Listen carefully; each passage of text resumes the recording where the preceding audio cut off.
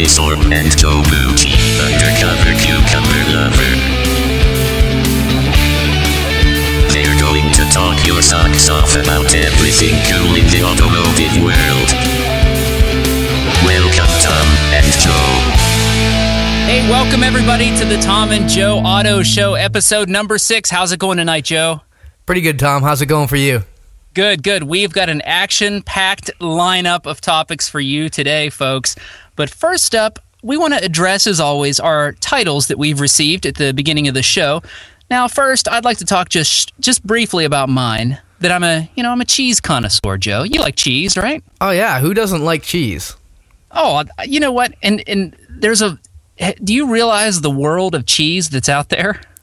I mean, I'm familiar with some cheeses, but probably nothing like what you know. I mean, you got your Maytag Blue, your Cabot Sharp, your Grafton Vermont Maple Smoked Cheddar, your Asiago, your Feta, your Quebec Super Sharp Vintage Cheddar. I mean, you've got Wow. Oh my gosh, I know. I mean, your Parmesan, your Gorgonzola. I mean, do you want me to keep going? You know what? Let's change it. This is the Cheese Cast. Let's change it up. Let's take a new direction here. It sounds like you could handle that. You could take that on. I think I could. Do you like Havarti? I don't know. Is that a TV show? How do you feel about Gouda? It's Gouda. I like it. Yeah, nailed it. Nailed it. First try. So, Joe, please tell me about your topic. I mean, your title. My title. Please tell me about your title. I'm known in some circles as the undercover cucumber lover, and I like it that it's a secret. Yeah, well, it's not really a secret. I'm just undercover. Like, okay. I'm not afraid to talk about it. So in certain circles, it's fine. It's mostly like a pickle thing. Bread and butter, dill. There's probably several other types of pickles. A lot of people forget that like a caterpillar turns into a butterfly, a cucumber becomes a pickle. I think a lot of people don't realize that. Yeah, that's exactly it, So maybe we're all undercover cucumber lovers when it comes, when you think of it that way. Yeah, I mean, if you're into pickles, then you're a cucumber lover. Ah, wow. Just like that. This has changed my perspective on things. Makes me want to have like a cucumber cheese sandwich right now. Oh, that sounds fantastic. I love a cucumber. I got some in the fridge right now, actually. Well, man. Let's get right into the topics. Okay. Topic number 1. Now, this is one I especially love, and I could go on about this one, but the topic is electric superchargers and turbochargers. Yeah, it's a very interesting topic. It's something that I remember hearing about on the internet several years ago, leaf blower type things supercharging your car, but it's something that seems to be getting more serious at this point. It is. And it eludes us as Home Depot motorsports people, Yeah. Like, it seems like something we should be able to just whip up.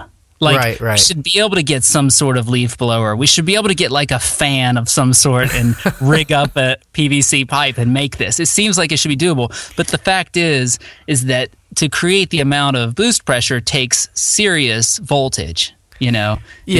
I'm sure there's, electric motor design and fan blade design and all those things that are way over our head, but it takes actual science. That's a real thing. But let me tell you, that didn't stop me back in college. I actually got, from a junkyard, I got my hands on an old Ford 2.3 Garrett turbo back in the day. Right, okay. And this was I had never owned a turbo car back then. I just got my hands on this turbo.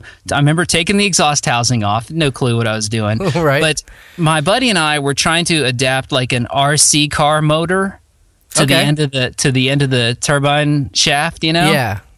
And we were trying all sorts of different things like that. And this was when I was in college. This was like 95. Wow. And I'm not saying I invented this or something. No, I think you did. No, because we were playing around with like trying to run the turbo on compressed air, like bursts of compressed air. Right.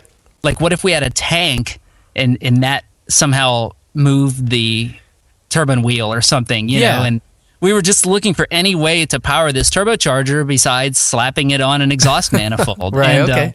So, nothing ever came of it. We did have lots of fun, trying and learning about that.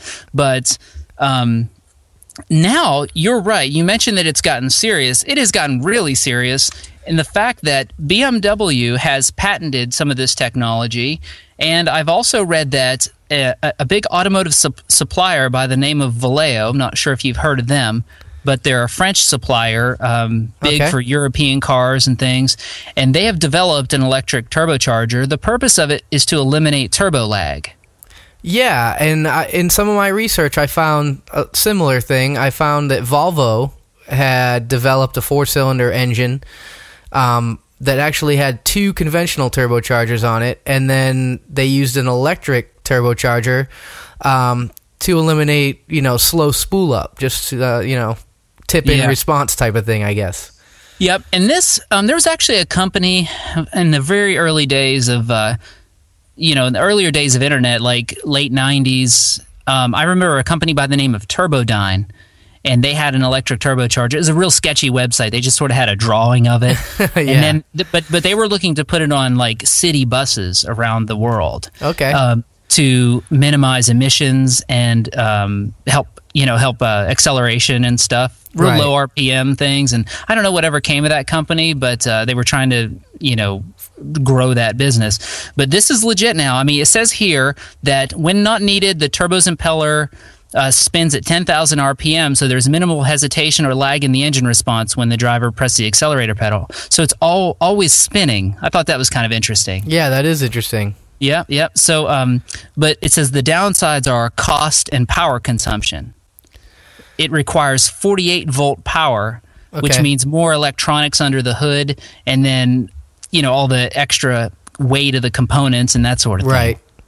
Yeah, and there's got to be. If you need to generate that kind of voltage, I'm sure it's a high amperage application. Yeah. There's got to be an alternator or something that's going to run that, and that's going to rob engine power, just as a supercharger does. Yep. I don't know how efficient it would be, but it's interesting technology. It is, and it says the latest. It was actually applied. Audi tested the electric turbocharger at the last Pikes Peak event. Okay. In one of their race cars. I don't know. It doesn't go into which car or how it performed or anything like that. But this article is from September. And I'd say that's probably right around when the Pikes Peak race was. So I didn't get to delve any further into this, but I'm excited to know that this is in development, Yeah, I think in some of my reading I did read somewhere that Audi demonstrated the electric turbocharger on a diesel-powered RS5. Oh, there you go. Okay, I bet that's it. Yep. And now, one other quick subtopic, and then I want to jump back into electric turbochargers, is one I saw. We talked about Hot Rod Magazine every week. This was another article I saw in there, but I've seen in other places in regards to compressed air supercharging. Okay, yeah, that sounds similar to what you were talking about in your private testing that you did back in '95. I remember thinking about this back in the day too. Like, why can't you just shoot air into an? If you can shoot nitrous into an engine, why can't you just shoot air? And the trick is, you need to have the appropriate amount of fuel, or your engine turns into like a torch, basically. Right. It just sort of melts itself. So this is a very, now with certain, technology and engine management being so sophisticated, they can actually meter the air so precisely and add such a precise amount of fuel to it that it's actually becoming feasible. But again, with like the electric supercharger or electric turbocharger needing more components, this is the same way. You basically have to have big scuba tanks in your car of air and various metering devices and things to keep the air in check. So still Hot Rod, when they tested this, they got in naturally aspirated form on this small block Chevy, they got 423 horsepower. And they were able to make 850 horsepower. Wow, that's impressive. So they started at, doubled the horsepower, basically, on this thing. So similar results that you would get from a good turbo setup or twin turbo setup, you know. So pretty impressive. That was a great article, too. And that one's on the web. All this stuff is, if you want to search for it, everybody listening. Jumping back to electric turbochargers quickly. Now, the downside of this technology is, unfortunately, there are people in the world that prey on sort of folks that are looking for an easy answer. So you go to places like eBay. Yep. And there is all over eBay, still to this day, the electric turbocharger all over eBay. Right. Readily available. You click buy with PayPal and boom, they're sending it your way. And it just amazes me that after all these years, that hasn't been weeded out as a fraudulent product.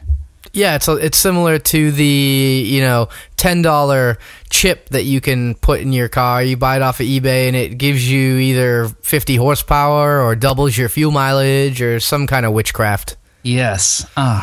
So I'm sure folks listening are probably aware of this, but if you want to laugh, head on over to eBay. There's other sites as well where they sell these electric superchargers and electric turbochargers. Just go read the descriptions and look at the photos. It's unfortunate, though, because I'm sure these sellers who sell these things obviously make a profit off of it, or they wouldn't still be selling them. And yep. So, people get them and wire them up and plumb them into the old intake and flip the switch. So anyway, I think this is a good one to stay tuned. Obviously, manufacturers have this in development. If we read about that they've been testing it on, in races and things, that means, and patenting the technology, that means we're bound to see it soon. Yeah, they think it's worth it, or they wouldn't have the time invested in it. Yeah, exactly. So on this on this topic, subtopic here, it seems like a lot of our listeners, they keep an eye on the same sites and things that we do, Facebook and other forums and things. And something came up recently, was the alternator tattoo guy. Oh, man. now, I'm looking at the picture. I have it pulled up on my phone here. It looks like pretty good work. This is a fine representation of an alternator. Yeah, it is. It's well done. It's really well done. And if you look at the picture, there's more in it. There's like a tensioner. There's like a cam gear. Like my favorite part is the electrical connector on top of it. That's my favorite part. Yep. There's a good GM or whatever weather pack electrical connector up top there.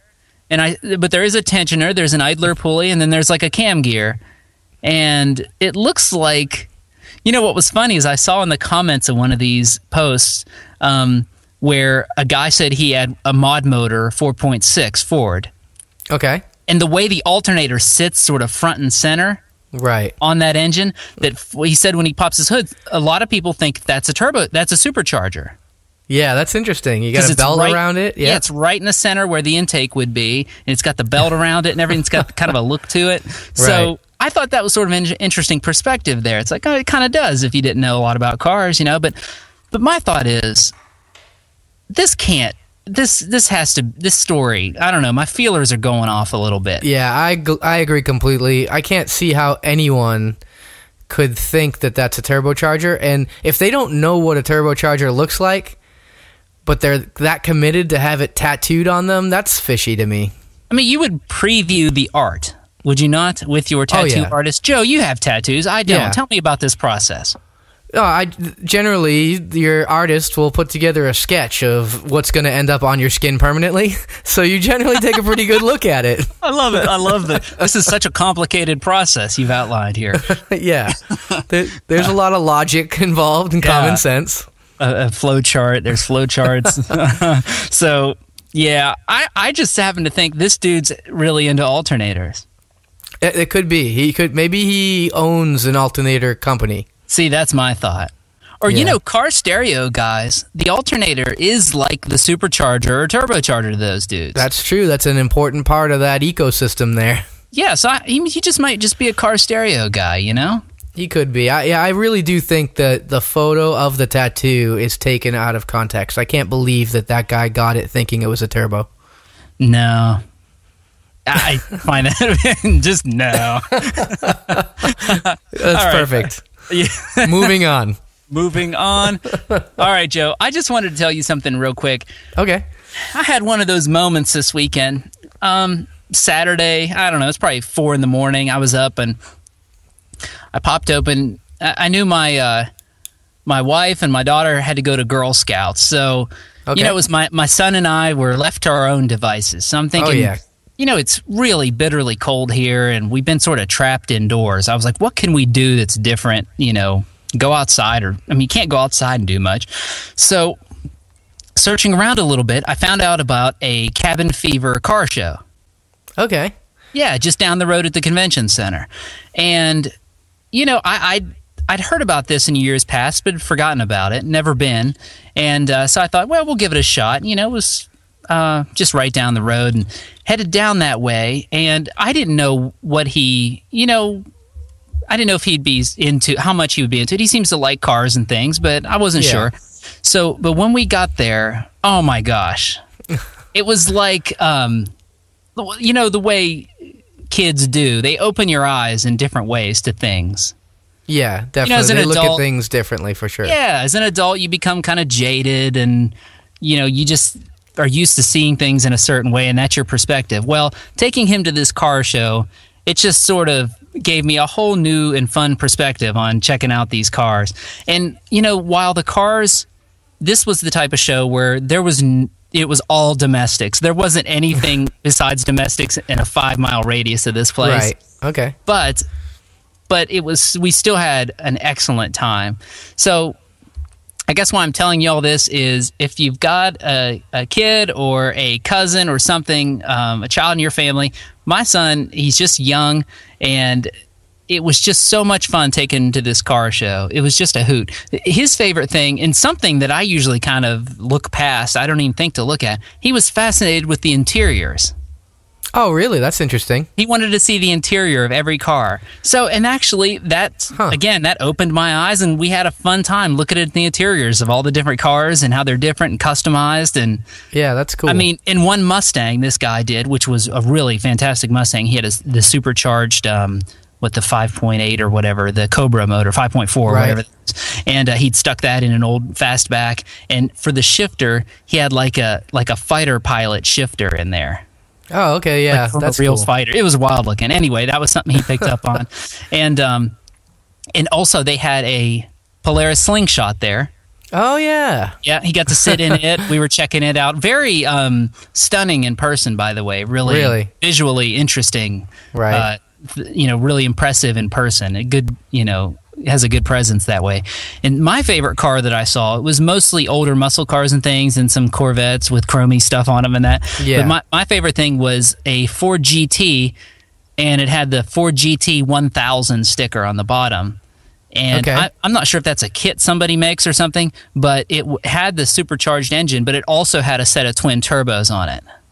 Oh, so it was twin charged? It had both of them still? Yep, it had twin turbos and the stock supercharger on there. Wow. And just super impressive, very clean. And my son's favorite part was getting to sit in a Cobra replica. Oh yeah, like a really well done Cobra replica. He got to sit in there and play with the shifters and the switches and everything. That's cool. He might have almost fired it up. He ran the fuel pump. I don't know. He was flipping switches like crazy. But so we had a great time. So my advice is, if take your kids to a car show if you haven't in a while. It'll change your perspective for sure. Yeah, that's cool. You're lucky, because my daughter is not a big automotive fan. She likes my car. She is sometimes interested in helping me work on it. If we go to the track and I'm racing, she'll watch. But if we just go to the track, she's not that interested. So, you know what, Joe? Same thing with my daughter. I have a young daughter as well. And just a few minutes. She has like a few minutes of interest in it. And she likes it because I like it, whatever I'm working on or whatever. But yeah, to take her to a car show, after a few minutes, she's kind of done and ready to go on to the next thing. But he was into it. I mean, he was dragging me from car to car. It was fun. Yeah, that's cool. That sounds like fun. Yeah, we had a good time. All right, Tom. Well, let's take a quick break here, and then we'll come back and move on to our other topics. All right, sounds good. All right.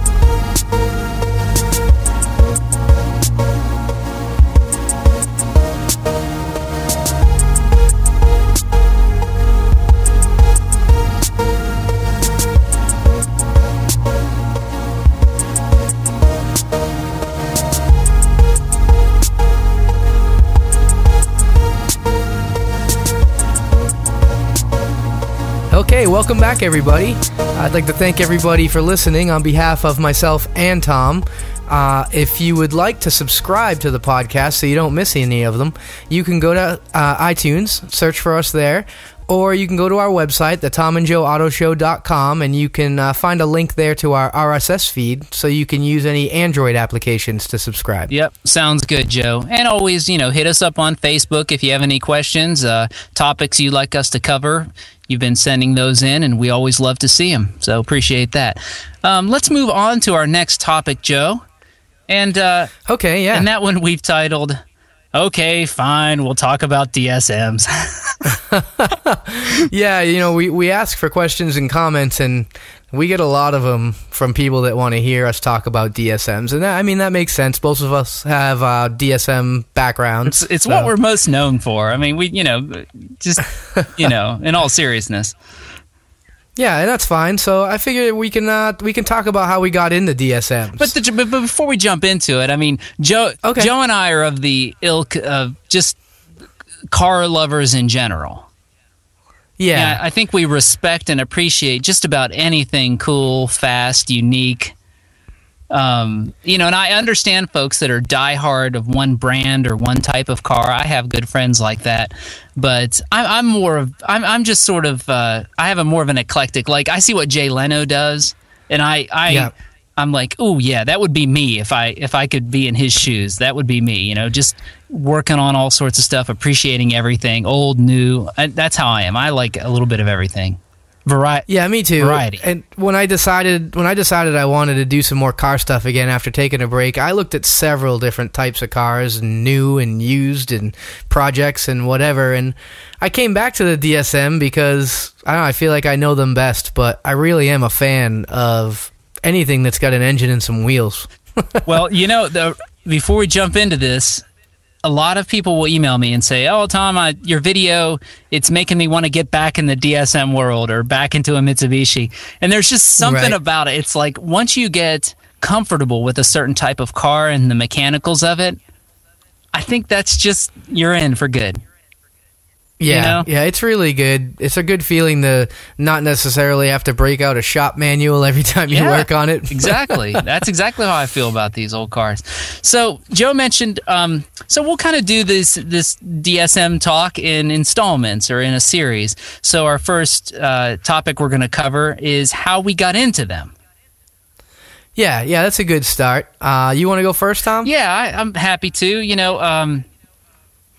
My first recollection was like the 1988 Car and Driver and Motor Trend magazines, when there were there were the initial early road tests, like the previews, and they listed projected or estimated 0 to 60 and quarter mile times, and the numbers, it looked like a misprint back then, because they were the same as your IROC Camaro, your Mustang GT, your Supra, whatever performance benchmarks you would create, it was right there in the thick of it, and it just seemed impossible. It said 2-liter 4-cylinder, just all the specs. It seemed impossible, and so that was the first full road test I saw was on the Plymouth Laser RS front wheel drive. That thing was busting out like 14s, 14 6s or something back then. Oh man, that was crazy. That was crazy. Yeah, definitely. I'd been to the track many times. I saw a lot of cars that I thought were really fast not bust out 14 6s. Dudes that worked hard on their V8 whatever. And so to me, that just set me on a different path when knowing that information. And I appreciated the cars. I used to see them come into our old service station. And I actually had a friend, Tony, that modified one way back in the day. I think he bought a practically new 1992 Talon and was modifying it back then. Wow, yeah, that's cool. And, I want to say, I'm foggy on this. I think he took all my friends for a ride, and all of us were just blown away how fast this thing was. And I'm sure. And this was, I can't imagine anything was figured out back then as far as the right modification path and everything. but it was fast. That's all we knew. And he would beat up on all the cars in town. And so that was the how I got into them, I would say. It was that early influence. But it would take me until, probably 1998 to buy one. And that was my 1991 GST that I got. It was a one-owner, that emerald green color. Yeah, great car. Low miles. It was in really good shape. And I bought that down in Florida. And I bought it full well knowing the performance potential. I'd been researching on dsm.org for a long time before I purchased it, and knew I already had my mod plan all down. Nice, I was going to port the turbo and the injectors, and I was going to, the 3-inch exhaust, and I had it all, boost controller, I had it all figured out. The free mods. I mean, I didn't have... Oh, yeah, the free mods were fun. I had very little money back then, so this was a big deal buying this car, and... doing these modifications to it, but what a great car. I mean, it just never ceased to amaze me and how well it performed, and it got good gas mileage. And the further I got into this hobby, just the more impressed I became by the performance potential and how rugged they were and all that, Yeah. Yeah, and as you learned what you could do to them, then also technology advanced, and other people learned other things you could do and aspire to do in the future. Remember going to the different drag races, the import drag races back then? Oh yeah, definitely. In the sort of the earlier days of folks racing DSMs, and I remember it was so much fun to just see people pushing those boundaries. Yeah. Yeah, Extreme Motorsports, Right Touch, Right Touch, and Brent Rao back in the day. Just that thing skating all over the track, all the way down in West Palm Beach. So those were the kind of things that were really strong influences. How about you, Joe? Well, my first real experience with a DSM was that I had a lady friend who had a 1990 Plymouth Laser RS Turbo. And she told me it was fast. I had a girlfriend. Tom, this is a children's show. Because sometimes there's the modifying the girlfriend's car situation. Right. Yeah, and that never happened here. I didn't really realize. I didn't know that you could modify them. I didn't know about DSM.org at this time. Yep. I had a Datsun 280ZX at the time. Yeah. And it was a pretty quick car, and I had a buddy with a T-Bird with a 5-liter in it, and it was kind of fast. And she was telling me this car was fast, and we were driving around, and one day we were in, a couple different fast cars, and she was keeping up with us just fine. And I was like, wow, maybe that car is kind of quick. So one day I was driving it, and I had a friend that had a 2M6 Fiero. Oh, yeah. And it was hot quick. Version, yep, lightweight, V6 in there, yep. And I literally drove circles around him. I passed him on the right, and I crossed in front of him, and I slowed down on his left, and then I went cross again and passed him on the right again. Literally drove a circle around him. Oh, that's great. Yes. Yeah, so, at that point, I was like, wow, this car is pretty fast, but I didn't know you could make it faster. So, skip through a few years, and me driving a 91 MR2 that non-turbo that you really couldn't do anything to, and I got frustrated with that, and I saw that Honda Civics were popular, so I bought a Honda Civic because you could buy lots of parts for it, but none of them made it fast. Yeah, essentially. I trying to figure out how to make it fast is when I found out that you could make these 4G63 powered vehicles so fast, and I ended up in 99. I bought my own first DSM, and it was a 94 Eagle Talon all-wheel drive turbo. Yeah, that was a nice car, too. It was really clean. I paid good money for it at the time, but it was only 5 years old, and it had 36,000 miles on it. Yeah, nice. That was a good-looking car. It was a nice all-leather, all real clean car. It was a great car. My favorite color, too. Car. Color and body style. Yeah, I love the body style, minus those big plastic door panels that I always had trouble with one of them wanting to fall off. That's true. The tape they made would give up on you at the worst time. Yeah. The most embarrassing time. That sticky tape gives up on you. Well, you mentioned that, getting into 4 cylinders, but no easy mods. And just to jump back, that's where I was. My first new car was a 98 Dodge Neon RT. Okay, and I got that thing running like 14.8s, 14.9s with just bolt-on stuff. But that next step was uncharted territory. It was bolt on slap on some fabricated turbo and Band-Aid engine management. It wasn't figured out in that engine. So, and when I looked at the DSMs, it was all figured out.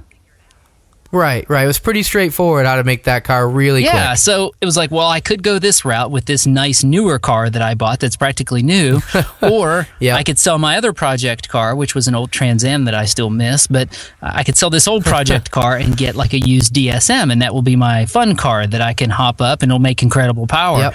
And the rest is history from there. But that was it, Yeah, I totally hear you on that. It was the same with my Civic. I tried to make it fast, and everything was telling me to swap the single cam motor out for a dual cam motor, and I was like, I'm not going to tear up this 2-year-old car to do that. Isn't that funny? Yeah, I wouldn't hesitate now. Right. Same with this Neon. Neons are, absolutely.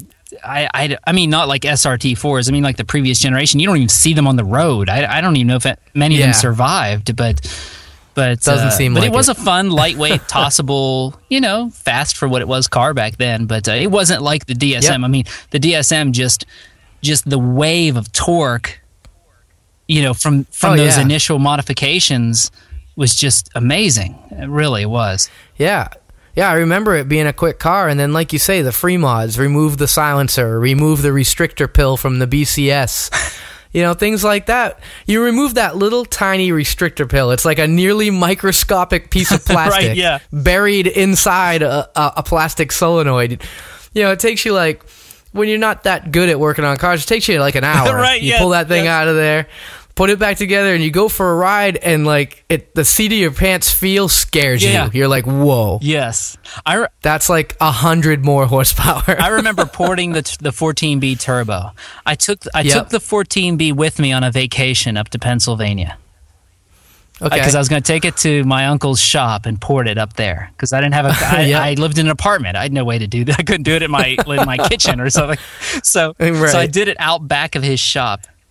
And it ported the turbo out back, took it back home, bolted it back on, and that to me was like that was just a moment. I mean, it just roasted the front tires after porting that turbo and with the 3-inch exhaust. It was just amazing. Yeah, it's nice to get that response. When you do a modification to a car, you want to know that something happened, and the turbocharged vehicle just makes it happen. That's why people love these cars, because it's that before and after. If you got your Civic or your Neon RT and you spend $300 for the cold air intake, and it's like it sounds better, but I don't think I'm going any faster. Right, exactly. I'm still just kind of sitting here in third gear, but it's that gratification and bang for your buck that make the cars so appealing, and it's what got both of us into it, clearly. And I find it interesting we got into it about the same time with the cars. I didn't realize that. Yeah, very similar time frame. But man, I used to drive the heck out of my my GST. I was my daily driver. I drove it like 100 miles a day easily. Yeah, I drove mine daily too. Not that kind of mileage. I worked in town, but it was my main source of transportation. Yeah, I sold my Neon once I was having so much fun with it, and my toy car became my '89 Mirage. But anyway, the GST was my nice car with air conditioning stuff. Working air conditioning. Yeah, my Talon had air conditioning for a little while. Yeah, man, I remember helping you work on that thing. Oh yeah, that was a great car. The guy in Orlando still owns it. Sometimes he mentions how he might sell it back to me. Could happen. Oh yeah, wild. That'd be pretty neat. So anyway, this was fun. It was fun to reminisce about this stuff, and I think what we'll do is, in each little segment we do is we'll get into more current topics, and talk about some of the topics people float our way in comments and things about modifying these cars and suggestions, or talk turbos or something. What do you think, Joe? Yeah, definitely. We can do that. And there's still lots of people modifying DSMs to this day. I think that we could bring up some other people's really cool DSM builds and accomplishments and things like that. There's lots of DSM stuff to talk about. We just like to spread it out amongst other cars as well. I have folks that send me notes that have still, to this day, found a bone stock DSM and are doing the free mods to it and stuff. I mean, believe it or not, it's to a much lesser extent than it used to, but it's still happening out there. Oh yeah, it's an experience. It's an affordable experience, that the average car buyer, car enthusiast can do. Yeah, exactly. All right, Tom.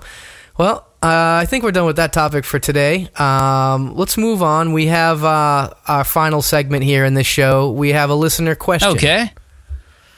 This listener question is from Jeremy from New England DSM, who we've taken a question or two from before. He's a good guy. Jeremy is a good guy. Yeah. He wonders, what was our first car? You want to go or you want me to go? I can go. Yes. Let me. Now, here's the thing. Growing up in the service station, there were a lot of cars that would come and go through there. We would have a lot of older folks that would come in and say, I worked there since I was small, and I would have lots of older folks that would say, "Hey, Sonny, when you turn 16, this here car, it's going to be yours someday." And okay. I remember there was a lady used to come in with a Cressida, a brand new Cressida. Ooh, luxurious. And she took immaculate care of this thing. And this is the cherry pie. This thing, it's gonna be yours one day. And anyway, it never worked out. The Cressida, it's too nice for me anyway. It was still a nice car even when I turned 16. Right. But so we had folks that would come in, and there were a variety of cars. Now my first car was supposed to be an old Dodge Dart. Oh, cool. Swinger. Nice. I don't know if you're familiar with that model. I am. Yeah, the Dodge Dart Swinger with the inline 6, automatic, yep. Green, another shade of green, vinyl top. It's probably like a 73 or something like that, if I had to guess. Anyway, for whatever reason, that didn't work out. I guess my dad sold it or something. And but these kind of cheap, cool cars would come through. Another one that was supposed to be my first car that was after that was a 71 Impala. Right, okay. A giant car. Yeah, that's a big giant car. The trunk has louvers. The trunk looks like the engine could be in it. That's how long and big, and there's louvers in the trunk. Yep, easily fit So in that didn't work out. We ended up selling it, and then so my first car actually became this 1969 Mercedes 280S. Oh yeah, you've mentioned that before. Yeah, I have, and it was blue. A real rust bucket. It was $180. A local lady, husband passed away, and you've heard me talk about that. But my dad and some of the folks at the service station fixed it up a little for me, which was nice. But it was still underneath a real rust bucket, and it smoked really bad, burnt oil. I had to run. This is back then. Even back then, I was trying to figure out ways to get this thing to run right. That was my first experience with spark plug anti-foulers. Have you ever used those? No. Oh, man. This is when you're really having some trouble and you're just looking for a Band-Aid fix. This is the the ultimate Band-Aid fix. Because what it does is it moves, it's a little screw and adapter that moves the spark plug out of the cylinder an inch or so. Oh, yeah, out of the pool of oil that's in the cylinder. So this would foul all of its spark plugs if you took it on the highway. Every single one would foul. Right. And so these anti-foulers, you put those in there, and it would be fine. It would still smoke, but it wouldn't foul out the plugs. Yeah. So it was all those sort of tricks to get this thing to run.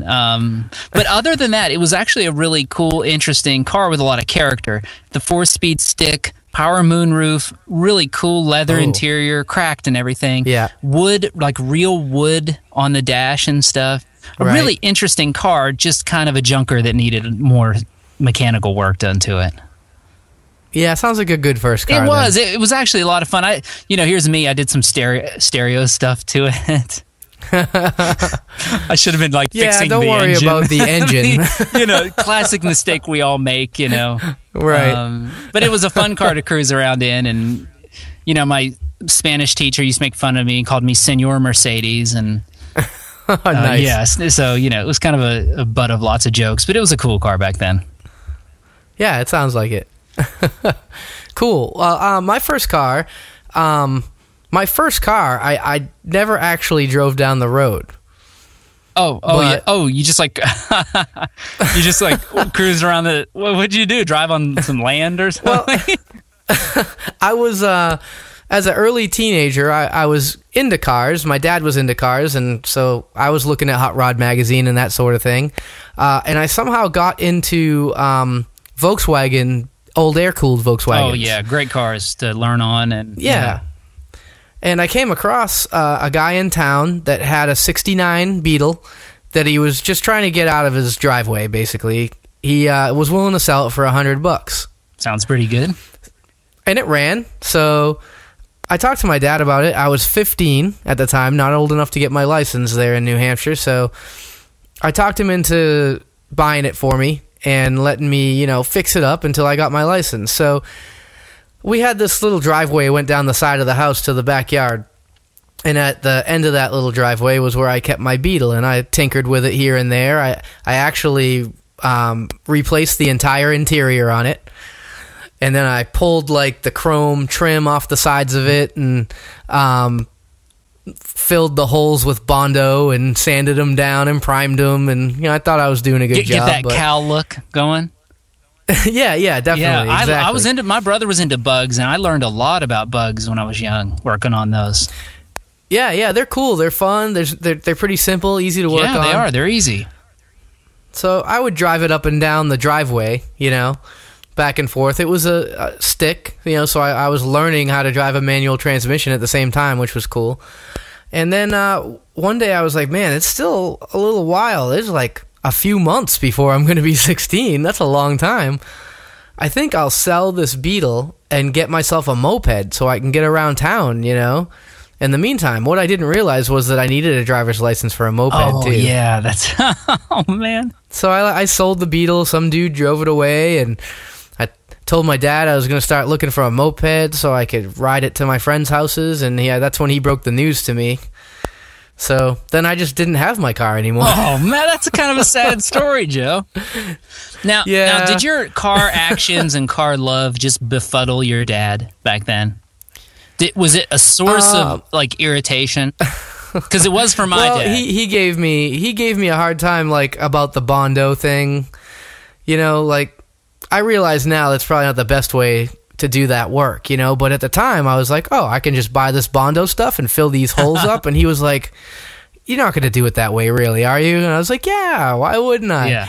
And he'd tell me the story about when he brought his brand new Camaro home and cut a big hole in the hood, and his dad, my grandfather, was like, what are you doing? Are you nuts? So it was the same sort of thing. It's like you have to go through this process as a car guy.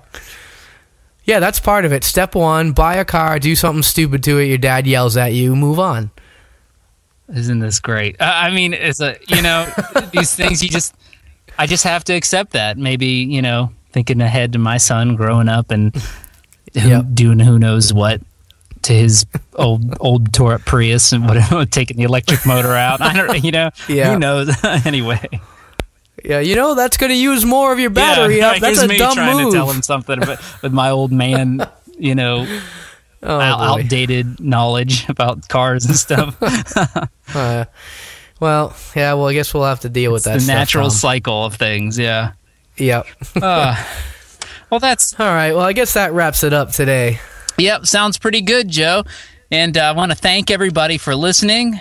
And please tell us what you think, and absolutely appreciate you subscribing on iTunes, checking us out on YouTube, wherever it may be. We really do appreciate it.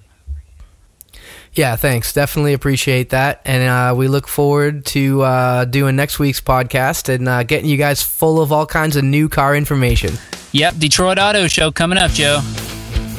Yep, that's it. We'll definitely be talking about that. All right, Joe. Good talking to you, man. We'll talk to you soon. All right, Tom. See you. See ya.